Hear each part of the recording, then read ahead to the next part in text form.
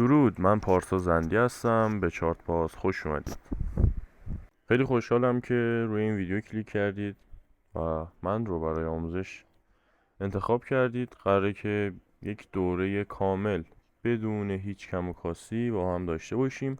زیاد حرف اضافه نمیزنم چون معرفی راجع به خودم و معرفی راجع به دوره رو توی اولین ویدیو که روی تایتلش نوشتم، قسمت مقدماتی، میتونید که اونجا برید نگاه بکنید. سرفصلهای دوره چیه، یه سری توضیحات راجع به خودم دادم.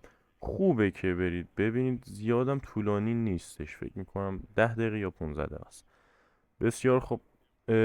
امروز قراره که راجع به مبحثمون صحبت بکنیم. مبحث BOS. BOS یعنی چی؟ مخفف Break of Structure هست که یعنی بخوام فارسی بگم شکست ساختار.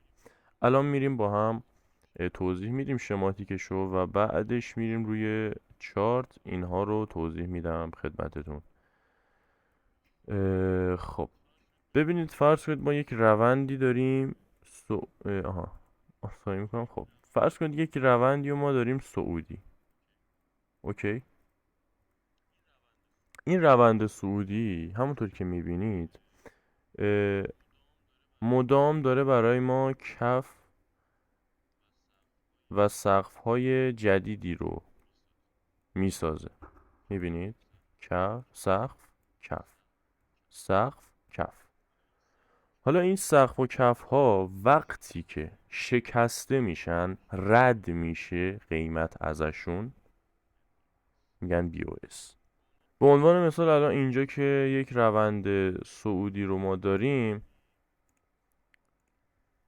در اینجا این روند صعودی رو که ما داریم، BOS از کجا شکل گرفته؟ از اون ناحیه‌ای که در صعود سقف شکسته میشه. حالا در نزول کف وقتی که شکسته میشه میگیم BOS. در صعود وقتی که سقف شکسته میشه میگیم BOS. الان سقف ها رو بخوام براتون مشخص بکنم، اینا میشه سقف ها. میبینید؟ میشه اینا سقف ها. حالا شاید برات سوال شه چرا اینو در نظر نمیگیری. این مینور هست برای ما و ما داریم سقف‌های ماژور رو مشخص میکنیم. میرسیم بهش، عجله نکنید، میرسیم بهش. سوینگ های مینور ماژور رو کامل راجع به اینا توضیح دادم. وقتی که سقف شکسته میشه ما میگیم BOS اتفاق افتاده. حالا این BOSی که دارم میگم اصلا به چه کار ما میاد؟ چرا داری اینا رو میگی؟ ببینید، BOS برای ما دو تا کاربرد داره. کاربرد اولش اینه که ما میتونیم متوجه بشیم روند ما همچنان ادامه داره. اگر نزولی هست یعنی همچنان بازار تمایل به نزول داره. اگر صعودی هست بازار همچنان تمایل به صعود داره، در صورتی که BOS رو مشاهده بکنیم. یک بحث دیگه هم هست، تشخیص روندهای قوی و ضعیف، که از طریق اون هم میتونیم متوجه بشیم که بازار در چه شرایطی است. قدرت دست خریداره یا دست فروشنده است، که این خیلی به ما میتونه کمک بکنه که اگر خب قدرت زیاد دست خریداره، معاملات بای کم ریسک تره و برعکسش. اوکی، این شد روند صعودی BOS. گفتیم میشه شکست ساختار. حالا من نزولیشو مثال بزنم. گفتم در صعود وقتی که سقف‌های ماژور شکسته بشه میگیم BOS. در نزول کف‌های ماژور یا حالا کف‌ها وقتی شکسته بشن میگیم BOS. زمانی که اصلا BOS شکل میگیره ما متوجه میشیم که بازار همچنان دوست داره به اون روند نزولی خودش ادامه بده. بریم روی چارت مثال بزنیم با هم تا چشتون عادت بکنه. همینجا رو بخوام اگه براتون علامت بزنم، BOS ها رو گفتم که حالا تا بخوایم به اون بحث سوینگ ها برسیم شاید دو سه تا ویدیو طول بکشه. من حالا همینجا ماژور مینور رو یک توضیح خیلی خلاصه میگم، لازم هم نیست یادداشت بکنید، چون اون اصل کاری که بخواید یادداشت بکنید خود همون قسمت سوینگ هاست، انواع سوینگ ها. ببینید ماژور اسمش روشه، یعنی اصلی، یعنی اصلا داره داد میده، اصلا این الان ماژوره، کف ماژوره، این سقف ماژوره، یعنی اون چیزی که خیلی بولد تره، برجسته تره، یعنی از همه بالاتره، پایین تره، اصلیه. الان این میشه سقف ماژور، این میشه کف ماژور. حالا مینور رو بخوام بهتون بگم، مینور یعنی جزئی، یعنی فرعی، یعنی اصل کاری نیست. مثلا الان این میشه سقف مینور، کف مینور، دوباره این کفه رفته رفته رفته یک سقفی رو درست کرد، مینور اومده ریخته تا اینجا، کف مینور، این کفه رفته بالا تا اینجا، سقف مینور، ریخته تا اینجا، کف مینور. بخوام کارتون رو راحت بکنم، ماژور، سقف و کف های ماژور جابجایی قیمتی بالایی رو ایجاد میکنن. یعنی چی؟ به فرض مثال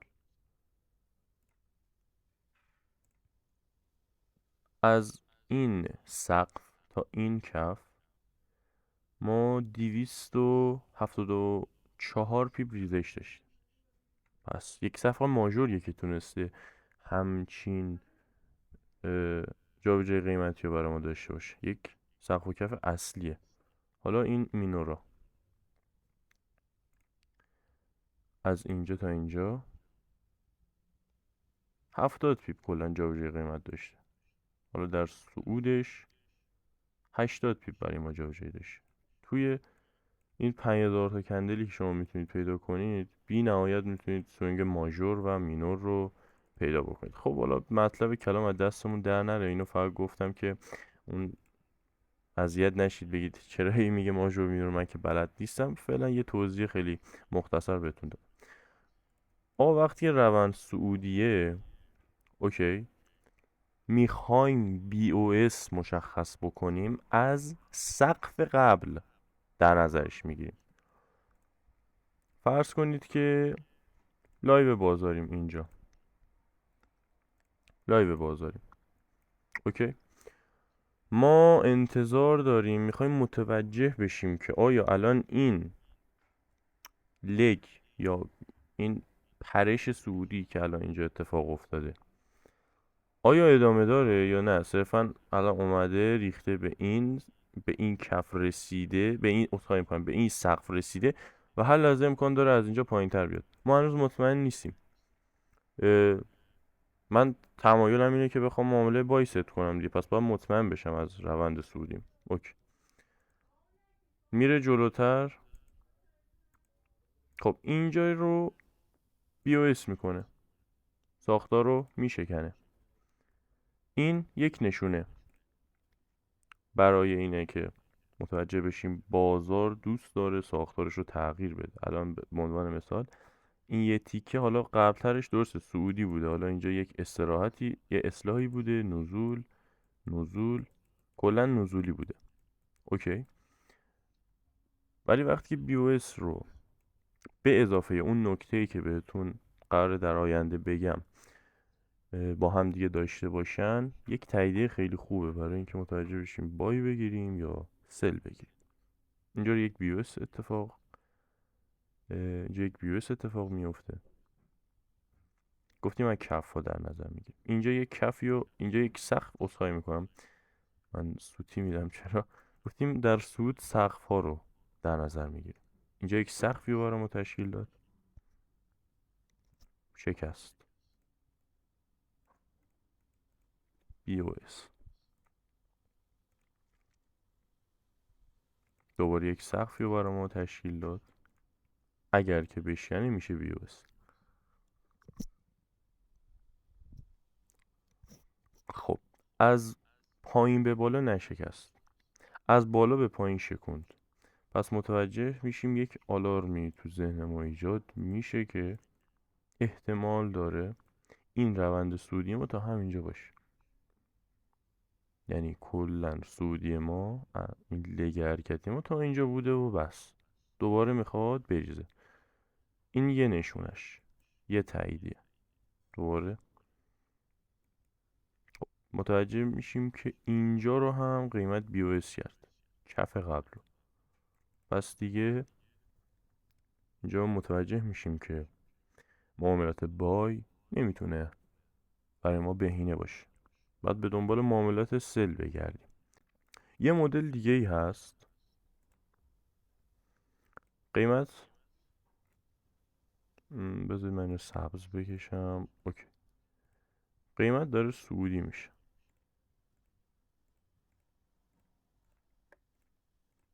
اوکی، داره هی BOS ایجاد میکنه، هی BOS. یک اصلاح، یه استراحت قیمتی. ببین اینا، خب اینایی که دارم مشخص من براتون، اینا استراحت قیمتی هن. بهش میگن اصلاح، کارکشن، میرسیم بهش. ها در همین حد بدونید.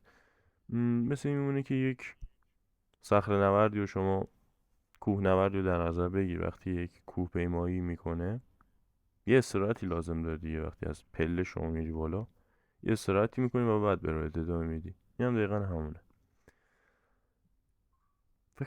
قیمت میاد یه اصلاحی میده، مثل تمام این گام‌های حرکتی نمیاد دوباره بیاد اینجا، میاد اینجا، نمیتونه برسه به این سقف.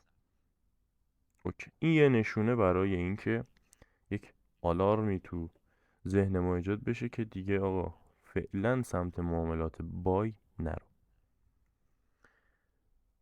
قیمت میاد اینجا رو BOS میکنه. این یک نشونه دیگه برای ریزشی شدن، نزول. قیمت میاد بالا، این سقف رو نمیتونه BOS کنه و این کف ماژور رو برای ما میشونه. زمانی که این کف ماژور برای ما شکسته بشه میتونیم بگیم که بازار فعلا از سیکل، از اون حالت صعودی خارج شده. معاملات بای پر ریسک دیگه از اینجا به بعد. چرا؟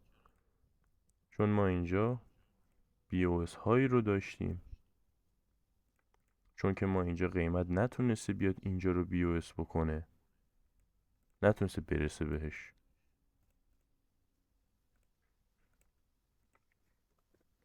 و اومده این کف ماژور رو BOS کرده، شکسته و احتمال داره، میگم همه چیز قطعی نیست، احتمال داره که قیمت بازار بیاد تا این پایین.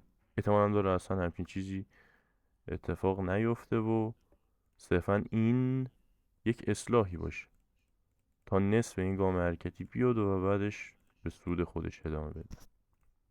داریم راجع به احتمالات صحبت میکنیم، چیزی که تو ویدیوی مقدماتی بهتون گفتم. حالا بحث سوینگ ماژور و مینور، اصلی و جزئی، اصلی و فرعی رو باز کردیم راجع به کف و سقف‌ها. ما توی مسئله BOS هم BOS اصلی و BOS فرعی رو داریم. همین مثالی که براتون زدم الان متوجه میشید که کدوم BOS اصلیه، کدوم BOS فرعیه. تمام این BOS هایی که دارید اینجا میبینید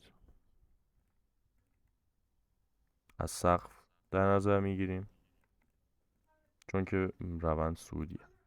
تمام این BOS هایی که دارید اینجا میبینید BOS های اصلی هم. چرا میگه اصلی؟ چون یک کف قوی رو داشته، که این کفه یک نقشی تو بازار داشته. نقشش چی بوده؟ نقشش شکست ساختار بوده. تونسته این ساختار رو پرقدرت بشکنه.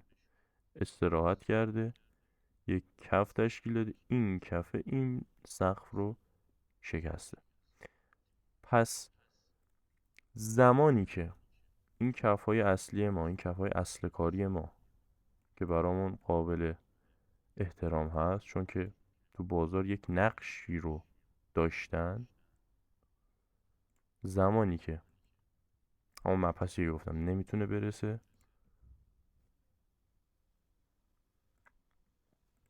زمانی که اینا شکسته میشن میگیم BOS اصلی اتفاق افتاده. من رنگشو با یک رنگ دیگه مشخص میکنم که خود واضح تر باشه برات.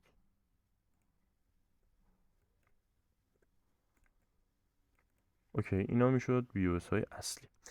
حالا یه به عنوان، به طور دیگه بخوام بگم BOS های ماژور. حالا یه BOS دیگه داریم، BOS مینور. کدومه؟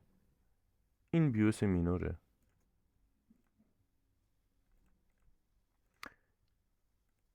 این BOS مینور یا ماژور؟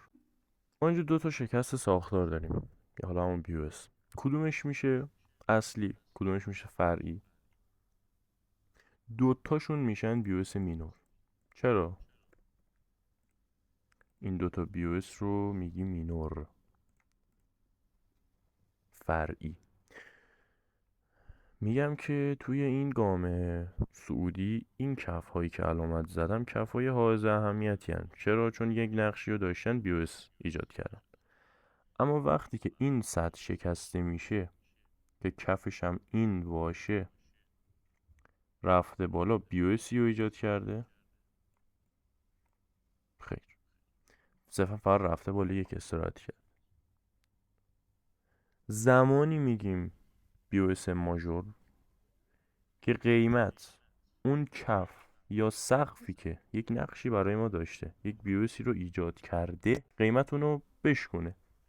بعد میگیم اون میشه BOS ماژور برای ما.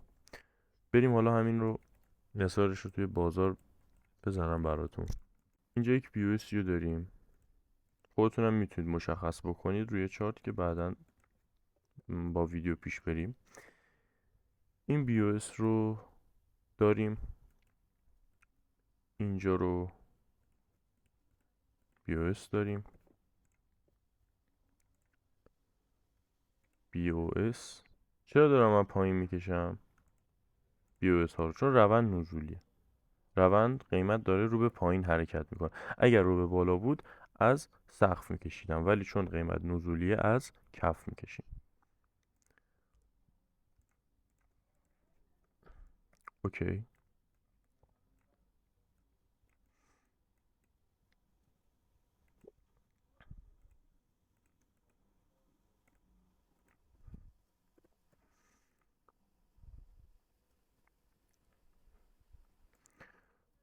خب این BOS هایی که رسم کردم میشن BOS های ماژور. خیلی BOS دیگه داریم و من نکشیدم که وقت گرفته نشه، وگرنه اینجا BOS، اینجا BOS بخوام بکشم خیلی طول میکشه و خودتون برید وقت بذارید تمرین بکنید. اما اینجا یک مثال خیلی خوبی اومد اتفاقی. این شد BOS ماژور ما دیگه. داشتم ماژور رو رسم میکردم. اینجا قیمت اومده رسیده به یه جایی، حالا یک کفی رو تشکیل داده، رفته بالا، اصلاح کرده، صعود تا اینجا، ریخته، به این نتونسته برسه، رفته بالا دوباره، اینجا رو BOS کرده. اما این BOSی که ایجاد کرده مینوره، نه ماژور. چون این سقف برای ما کاری نکرده. این سقف اومده تا اینجا، BOSی کرده؟ نه. این میشه BOS مینور. مینورا رو، ماژورا رو با رنگ زرد مشخص کرد، مینورا رو با رنگ قرمز مشخص میکنه. BOS مینور. حالا قیمت اومده ریخته تا اینجا، رفته بالا، اینجا رو شکونده. این BOS ماژور یا مینور؟ اینم BOS مینور. چرا؟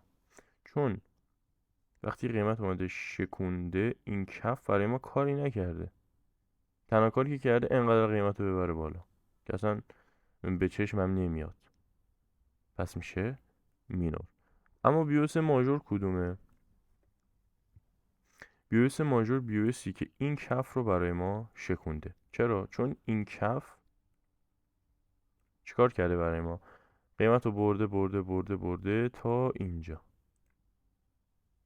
که این رو برای ما BOS کرده، این سقف رو برای ما BOS کرده. قیمت میاد میشونتش، یک استراحتی میکنه یا به اصطلاح پول بک میزنه و بعد به روندش ادامه میده که حالا بعدش میبینیم که روند صعودی شده.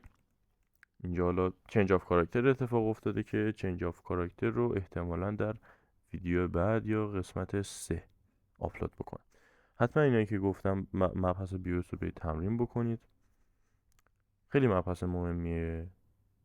باید به یک سطحی برسید که دیگه مثل من نیایید روی چارت اینطور BOS ها رو علامت گذاری بکنید. بتونید چشمی دیگه وقتی چارت رو باز میکنید متوجه بشید که الان بازار BOS هایی که کرده نشون دهنده صعود بازار یا نزول بازار هست. خسته نباشید میگم، تا ویدیو بعدی منتظر باشید. خدا نگهدار.